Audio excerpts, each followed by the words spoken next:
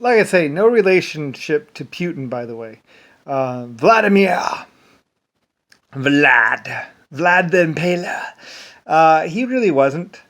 Um, I think they actually called him Vlad the impotent or something like that. There was this one guy. His name was Vlad or Bladder or whatever.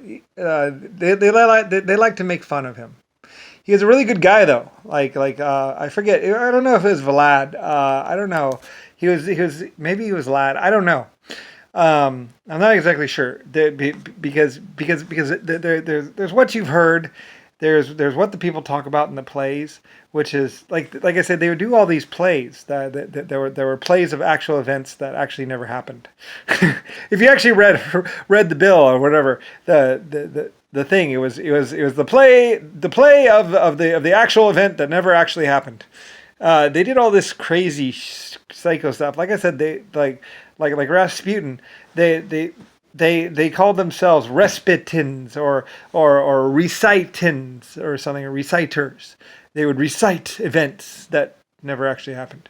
Anyway, they were basically just they were trying to be playwrights, but they were actually just druggies, and they were actually just people talking shit on stage and stuff like that. And they went around Russia, they went around here, they went around there. They just stole gold, and basically they just drank like crazy and pretty much knifed people in the back. Like I said, if you went to one of their plays, you'd probably get stabbed in the back by one of them. Like I said, because of the way the people would stand, they would know on the way in. You would say your name or whatever, say whatever, and what they would do is they would actually stand behind you sometimes. Well, I mean, this is unverified, by the way. But what they would do sometimes is you'd stand up at one part of the show, and when you stood up, other people would stand behind you and go and stab you in the back, literally. Anyway, this is all around Rasputin, or whatever. Anyway, though, it happened at plays and stuff like that. It gave gypsies a bad name. See, like I said, a lot of people were saying the gypsies are doing this, the gypsies are doing that, and that was actually the Rasputins that were blaming the gypsies, because like I say, the gypsies were this gorgeous, a wonderful group of acrobats. And like I said, they had my steam power stuff. You know, I gave them all kinds of stuff. They were traveling circus acrobats, so they exercised a lot. They did a lot of things. They looked good. They didn't do drugs, maybe some drugs. A lot of people would do tea.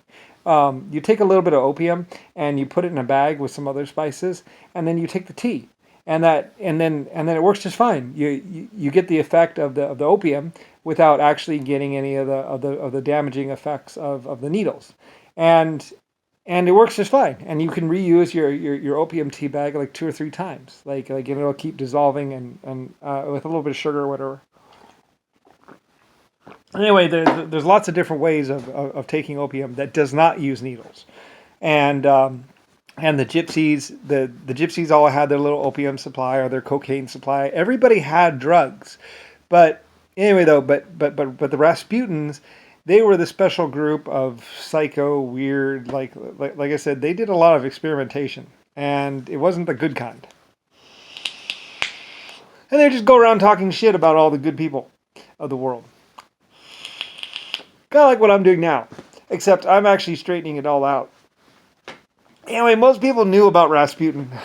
They knew he was this really bad guy, and there was actually 50 of them. Like I said, there were 50 or more Rasputins, and realistically, what they made up was basically this drug cult that ran around, and basically they would kidnap people. Like I say, you would go see their plays, and then you would get kidnapped or something like that. They would have the audience full of their own people, or they would do a lot of tricks and a lot of other stuff. It was all underhanded, and basically it pretty much they were a problem for the police, basically, that the police had to deal with. Basically they were just one of these. There were probably like 5 or 6 psycho groups, and Rasputins were one of these more psycho things. They're the ones that took down Venice or caused the problem in Venice. Like I said, Rasputin took over the city using drugs or whatever and money. And what they did was eventually they got the cannons, and they knew that my men or my people were coming to get them. And so they just started shelling the city. He didn't care. He was like dancing around in his robe going, ah, ha, like acting all crazy. Even his mercenaries were like, "What the fuck is wrong with this guy?" Because this guy was like, as they're setting off the cannon, because the cannon shells were just like boom, and taking out houses after houses and houses, and there was no evacuation. No evacuation was called. He was actually just shelling people of Venice. Like I said, there was the waterfront and the waterfront cannons. And then he turned the cannons around and he knew that the soldiers were coming to get him. So they were like firing into the city. And they weren't even hitting the road. They were just hitting the houses. They were just walking the cannon around, just shelling whatever. They didn't even know what they're hitting. They're just shelling the city. So anyway, and Rasputin's over there going like he's high as fuck, probably, and he's like laughing and dancing and stuff like that. At least that's what the report was. Some of his guys actually even just walked off because they're like, this guy's nuts. Anyway, and then I think so he gets some of his druggy people to man the guns or something like that. Anyway, yeah, it was a little ridiculous because and a lot of the people would say it was surreal. It was really surreal because there's this crazy guy just like laughing and dancing and like he's shelling like houses of women and children and people that live there, and he's like dancing around like you'll have to read the reports. Like I say, don't take my word for it. Read the reports. There are files and reports on all this stuff, actual historical events and actual witness statements. Because I was like, what's going on? I want to know. And it was one of those big things where we finally got him in handcuffs. Of course, he surrendered, and we finally got him in handcuffs, and we were taking him to trial. And he probably claimed insanity or something like that, but he wasn't insane. He was just fucking he was fucking nuts. But I don't know. There's something wrong with him. He just didn't care. He had lost all his humanity or something like that, or all his he didn't have a conscience or something. I don't know. Maybe it's all the women he had sex with. Maybe it was because sex was so easy. Maybe it's because power was easy because of all the drugs. Maybe it was just so easy to lie. I don't know what the deal was, but he was fucking nuts. Anyway, he was the reason in Venice that Venice fell, or the war in Venice. Anyway, you'll find Rasputins were behind a lot of things, a lot of really bad things.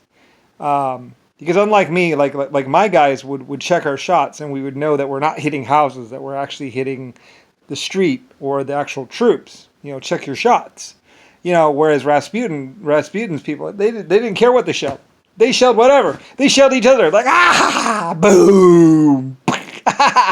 They were nuts. They were nutsoid.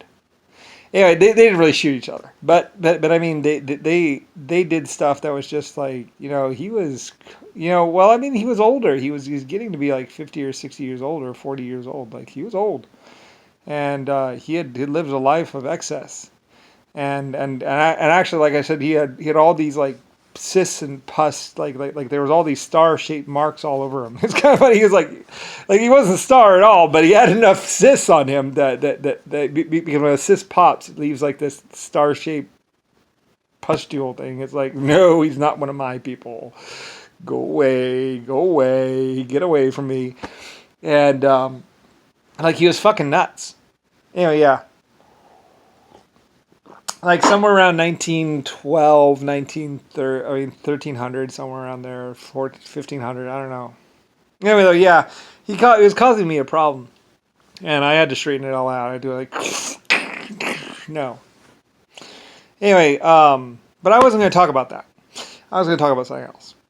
Anyway, blah, blah, blah, blah. But read the historical documents. I mean, they tried to change a lot of it, but a lot of it was still, you can't change 500,000 different diaries.